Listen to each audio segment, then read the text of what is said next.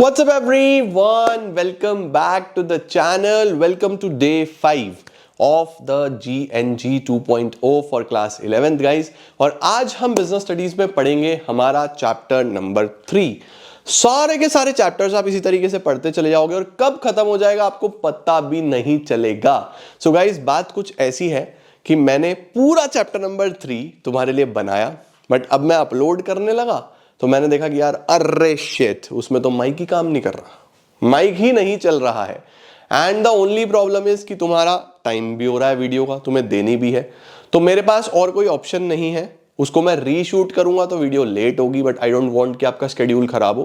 तो हम एक काम कर रहे हैं, ओनली फॉर दिस चैप्टर मैंने जो अभी रिसेंटली जो बच्चे अभी क्लास 12th में हैं, जिन्होंने अभी इसी साल फेब मार्च में 2025 में फेब मार्च में अपने एग्जाम दिए 11वीं के, उनके लिए एक वन शॉट बनाया था। मैं वही वन शॉट आज आप लोग को दे रहा हूं, बिल्कुल सेम है, कुछ भी चेंज नहीं है। आप बढ़िया तरीके से अपना रिवीजन करो और अगले वाले चैप्टर्स इसी तरीके से आते रहेंगे।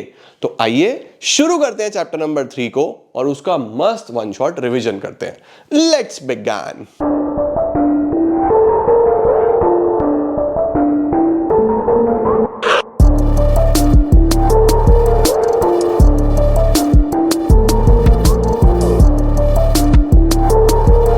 तो बेटा जी चैप्टर का जैसे नाम है public, private and global enterprises, तो 3 प्रकार की ऑर्गेनाइजेशंस के बारे में बात करेंगे। पब्लिक ऑर्गेनाइजेशंस, प्राइवेट ऑर्गेनाइजेशंस और ग्लोबल एंटरप्राइजेस। पब्लिक का मतलब क्या होता है, प्राइवेट का मतलब क्या होता है, पहले वो देखते हैं। तो देखो सबसे पहले आपको समझना है कि प्राइवेट सेक्टर एंटरप्राइज किसको बोलते हैं, पब्लिक सेक्टर एंटरप्राइज किसको बोलते हैं। तो देखो सबसे पहले तो प्राइवेट सेक्टर समझ लो। प्राइवेट सेक्टर एंटरप्राइजेस वो होती हैं जिसके अंदर बिजनेस किसने चालू करा, किसी प्राइवेट इंडिविजुअल, प्राइवेट एंटरप्रेन्योर ने चालू करा, है ना। जब वो मैंने कोई बिजनेस चालू कर लिया, 2 लोगों ने मिलकर कोई बिजनेस चालू कर लिया, किसी इंडिविजुअल ने कोई कंपनी बना ली, तो ये सब प्राइवेट सेक्टर में आती है। Private sector enterprises consist of business owned and managed by individuals और ग्रुप ऑफ इंडिविजुअल्स। इसके अंदर सोल प्रोप्राइटरशिप हो सकती है, पार्टनरशिप हो सकती है, जॉइंट हिंदू फैमिली बिजनेस हो सकता है, कोऑपरेटिव सोसाइटी हो सकती है, कंपनी हो सकती है। सब अगर कोई प्राइवेट मालिक है ना, इसको आप चैप्टर नंबर 2 में भी पढ़ते हो सारे के सारे, वो प्राइवेट सेक्टर में आती है। पब्लिक सेक्टर जो हमारा मेन फोकस रहने वाला है इस चैप्टर में, सरकार कैसे काम करती है, क्या क्या चीजें होती हैं। तो public sector enterprises consist of various organisations owned and managed by the government. यहां पे हम गवर्नमेंट के द्वारा मैनेज करने जाने वाली ऑर्गेनाइजेशंस की बात करते हैं। ये ऑर्गेनाइजेशंस या तो फुल्ली या फिर पार्टली मैनेज करी जा रही होंगी गवर्नमेंट के द्वारा, मतलब मेजर स्टेक सरकार का होगा। दे में also be a part of the ministry, ministry का भी पार्ट हो सकती है, या फिर ऐसा हो सकता है कि पार्लियामेंट से एक्ट पास करवा के इनको चलाया गया हो, है ना। Government through these enterprises participates in economic activities. सरकार इन एंटरप्राइजेस की मदद से प्रोडक्शन में, सरकार इस एंटरप्राइजेस की मदद से प्रोवाइडिंग ऑफ सर्विसेज, ये सारे काम करती है। मेजर 3 इस तरह में इसमें ऑर्गेनाइजेशंस आती हैं, departmental undertakings, statutory corporations, government company. Let's start with departmental undertakings. तो देखो बच्चों, डिपार्टमेंटल अंडरटेकिंग सरकार का द ओल्डेस्ट और most traditional form of public sector enterprise है। ठीक है sir, what is this departmental undertaking? Departmental undertaking होता है जब सरकार एक डिपार्टमेंट की मदद से काम कर रही है। ठीक है, फॉर एग्जाम्पल आप ले लो मिनिस्ट्रीज की मदद से, जैसे रेलवे मिनिस्ट्री है पूरी की पूरी, है ना। तो वो मिनिस्ट्री किसको हैंडल करती है, सारे के सारी रेलवेज को। अब रेलवे किस में आ जाएगा, एक पब्लिक सेक्टर में आ जाएगा, है ना।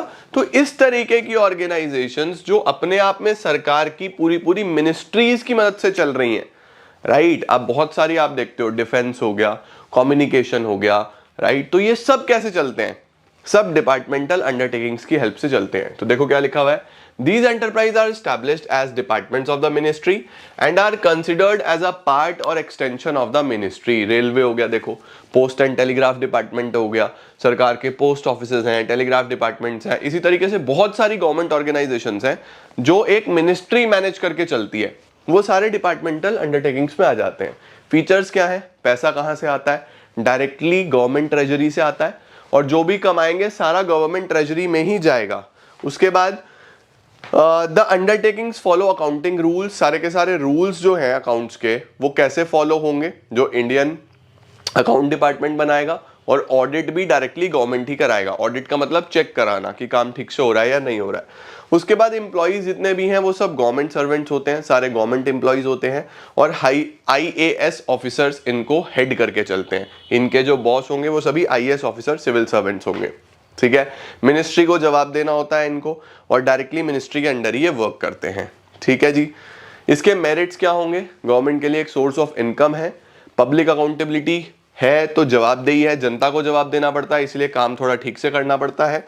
नेशनल सिक्योरिटी की जब बात आती है, जब नेशन की सिक्योरिटी की बात आएगी, तो ये बेस्ट सूटेड होते हैं क्योंकि इसके अंदर गवर्नमेंट ही काम कर रही है। उसके बाद इफेक्टिव कंट्रोल हो जाता है, सही है। अब डीमेरिट्स इसके हम क्या बोल सकते हैं? Number 1, lack of flexibility. इसके अंदर बहुत जल्दी से चेंजेस नहीं आते हैं। अब आप देखते हो सरकारी चीजें इस तरीके की होती हैं कि एक बार बन गई तो बन गई, फिर बहुत जल्दी उसमें बहुत सारी चेंजेस नहीं आएंगे। डिले इन डिसीजन मेकिंग, पूरा लेवल होते हैं, चेन बना होता है कि A B से, B C से, C D से बात करेगा, तो बहुत स्लो प्रोसेस है, डिसीजन मेकिंग बहुत स्लो होता है। पॉलिटिकल इंटरफेरेंस इसमें बना रहता है, इन डिपार्टमेंट्स के अंदर पॉलिटिक्स, बहुत सारे नेता लोगों का इंटरफेरेंस, पॉलिटिकल इंटरफेरेंस इसमें बना रहता है। रेड टेपिज्म आप जानते हो कि फाइल पे फाइल इकट्ठी रहती होती है, एक्शंस होते नहीं है टाइमली। ब्यूरोक्रेसी, अब ब्यूरोक्रेसी भी आप समझ सकते हो कि ब्यूरोक्रेट्स के अंडर चल रहा है, तो सालों साल पूरा कंट्रोल बना के रखते हैं, तो बहुत ज्यादा ग्रोथ हमें देखने को नहीं मिलती। ये इसके डीमेरिट्स आ जाते हैं। नेक्स्ट आते हैं बच्चों हमारे पास स्टैट्यूटरी कॉर्पोरेशंस। स्टैट्यूटरी कॉर्पोरेशंस क्या होते हैं? जिनका सेपरेट एक स्टैट्यूट या ये बोल दो कि सेपरेट एक्ट बना के पार्लियामेंट से इनको स्टार्ट करवाया गया है। ये कोई डिपार्टमेंट ऑफ द मिनिस्ट्री नहीं है, कोई मिनिस्ट्री इनको नहीं चला रही, ये अपने आप में एक सेपरेट लीगल एंटिटी है, अपने आप में एक सरकारी ऑर्गेनाइजेशन है जिसकी अपनी अलग ही पहचान है, अपना फाइनेंस खुद इकट्ठा करेगा, अपने फाइनेंस को खुद यूज करेगा, किसी प्रकार की इसके अंदर इंटरफेरेंस नहीं होनी चाहिए। क्या लिखा है? Statutory corporations are public enterprises brought into existence by a special act of parliament. It defines, अब देखो जो एक्ट होगा, जिस एक्ट से इनका जन्म हुआ है, उस एक्ट में ही इनके powers, rules, regulations, rights, responsibility सब लिखा होगा।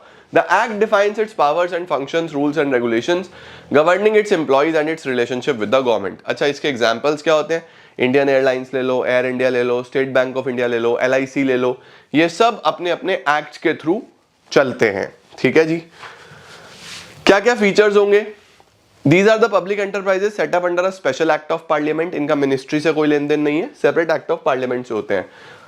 एक सेपरेट इंडिविजुअल आइडेंटिटी है इनकी, कॉर्पोरेट बॉडी है, सेपरेट एंटिटी है, कोई भी इनके ऊपर केस कर सकता है, ये किसी के ऊपर भी केस कर सकते हैं।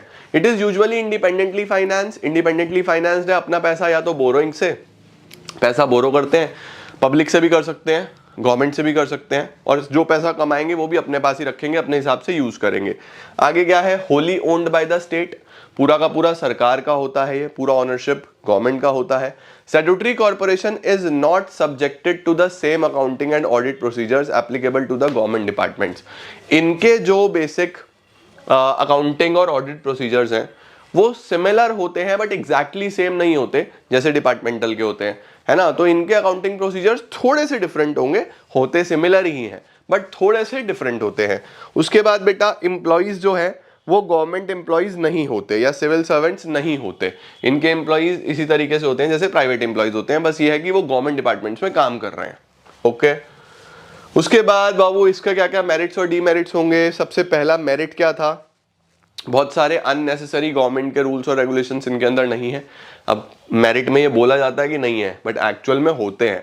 आगे क्या है? Non interference by the government का बहुत ज्यादा इंटरफेरेंस नहीं है, यह भी बात है, बस कह सकते हैं, पेपर पे बोलते हैं कि इंटरफेरेंस नहीं है, बट एक्चुअली में होता है। वैल्यूएबल इंस्ट्रूमेंट्स हैं इकोनॉमी ग्रोथ के लिए, ये तो हम बोलते ही हैं कि इकोनॉमी की ग्रोथ में इन इंस्टीट्यूशंस का बहुत बड़ा रोल है। ऑटोनॉमस ऑर्गेनाइजेशंस हैं, फ्रीडम है, फ्लेक्सिबिलिटी के साथ काम कर सकते हैं। डीमेरिट्स क्या है? नंबर 1, बहुत ज्यादा फ्लेक्सिबिलिटी नहीं है। बहुत ज्यादा फ्लेक्सिबिलिटी नहीं है का क्या मतलब है? इसका मतलब है कि बेटा एक बार एक्ट पास हो गया, अब कुछ भी बदलना है तो एक्ट बदलना है, एक्ट बदलना इतना आसान तो नहीं है। दूसरा लिखा हुआ है गवर्नमेंट और पॉलिटिकल इंटरफेरेंस, देखो यहाँ क्या लिखा था? Free from government regulation, non interference, और यहाँ क्या लिख रहा है कि इंटरफेरेंस होता है। बात तो सही है, होता तो है। Government appoints the advisor to the corporation board which curbs the freedom of the corporation. देखो बोल रहा है कि गवर्नमेंट एक एडवाइजर अपॉइंट करता है और उस एडवाइजर की मदद से ही सारा काम होगा, जो वो बोलेगा वही करना पड़ेगा, तो भैया कहाँ है फ्रीडम? और करप्शन हमें इनमें देखने को मिलता है। नेक्स्ट आता है गवर्नमेंट कंपनीज। तो सर गवर्नमेंट कंपनी क्या है? अब देखो जितनी भी कंपनीज होंगी जो या तो सेंट्रल गवर्नमेंट ओन कर रही है या स्टेट गवर्नमेंट ओन कर रही है या मिलजुल के ओन कर रही है, किसी भी कंपनी में 51% से ज्यादा शेयर, तो कंपनी में क्या होता है, मेजॉरिटी से काम होता है। तो अगर मेजॉरिटी आपके पास है तो कंपनी आपकी है ना। तो देखो लिखा हुआ है according to companies act, a government company means any company in which at least 51% of the paid up share capital, 51% paid up share capital is held, किसका है, या तो सेंट्रल गवर्नमेंट का है या स्टेट गवर्नमेंट का है या पार्टली सेंट्रल और स्टेट गवर्नमेंट का है, right, and includes a company which is a subsidiary of the government company. Subsidiary का मतलब होता है कि एक तरीके से बच्चा होना किसी कंपनी का। तो जो पेरेंट कंपनी होती है उसको होल्डिंग कंपनी बोलते हैं और जो उसका बच्चा है उसको सब्सिडरी कंपनी बोल देते हैं। तो अगर कोई कंपनी सब्सिडरी है किसी गवर्नमेंट कंपनी की तो वो भी गवर्नमेंट कंपनी ही कहलाती है।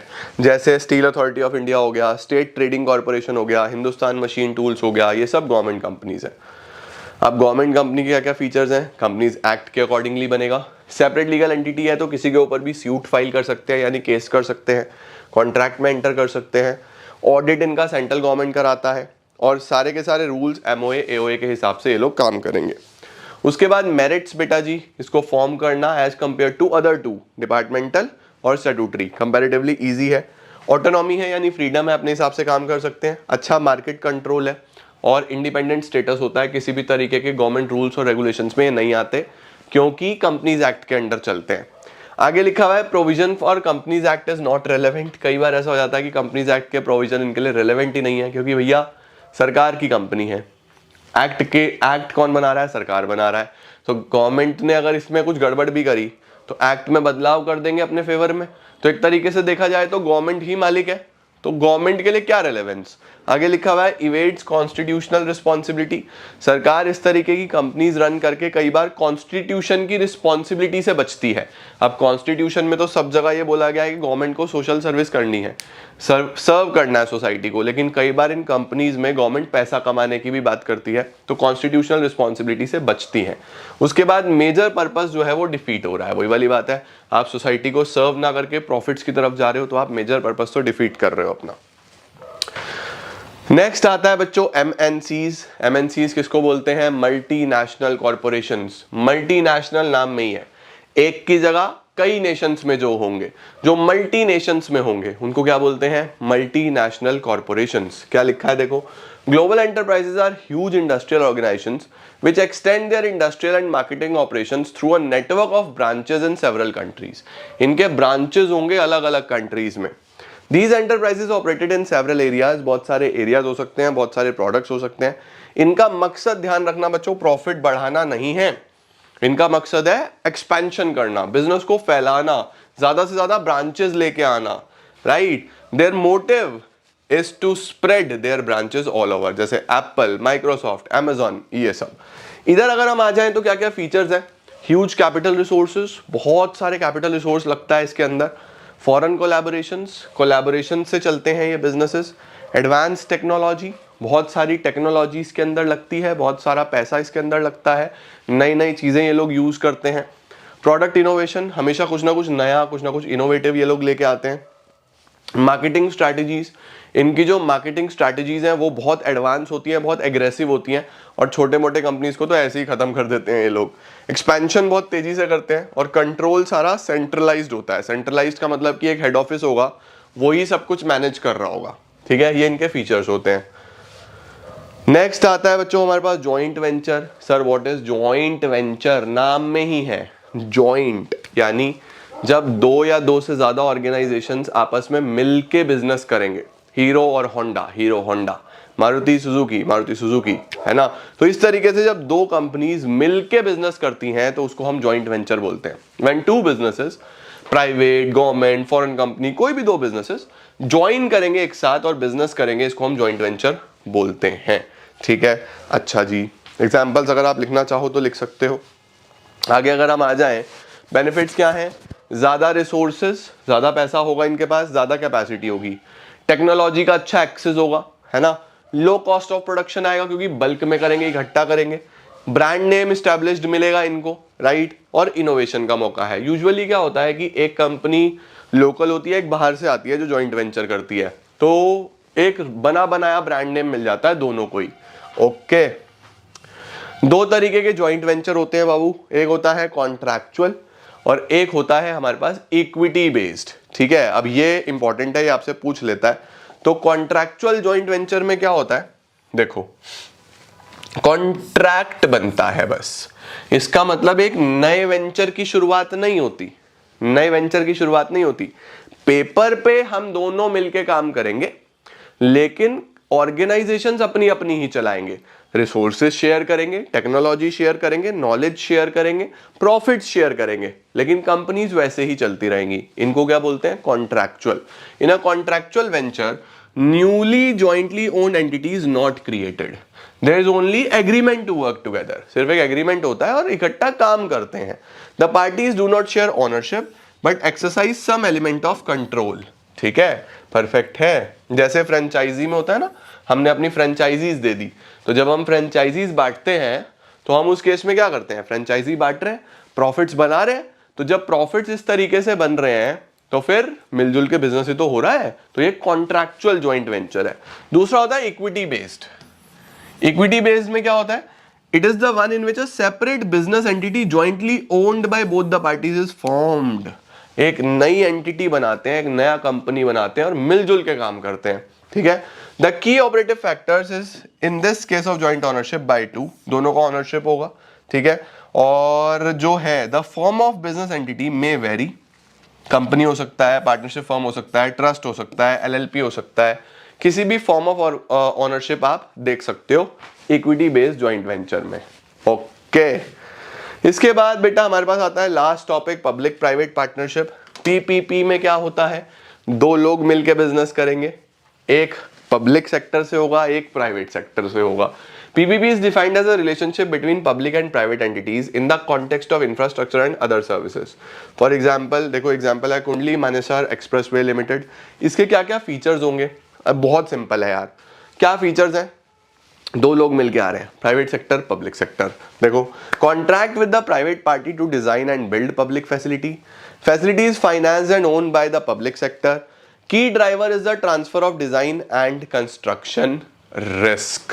चलो सर, ये बच्चों हमारे पास इस छोटे से चैप्टर में आता है। आपको कोई भी टॉपिक अगर ऐसा लगे कि मुझे और डिटेल में पढ़ना है, तो मैंने जो डिटेल्ड वीडियो बनाई हुई है आप उसको रेफर कर सकते हो। रिवीजन के लिए ये बेस्ट सीरीज है, बेस्ट वीडियोस हैं, क्योंकि फुल डिटेल्ड वीडियोस मैंने बनाई हुई है हर चैप्टर की, आप देख सकते हो, और रिवीजन आप इन वीडियोस से कर सकते हो। Thank you so much guys for joining in. I am gonna see you all super soon. Till then see ya, take care, bye bye.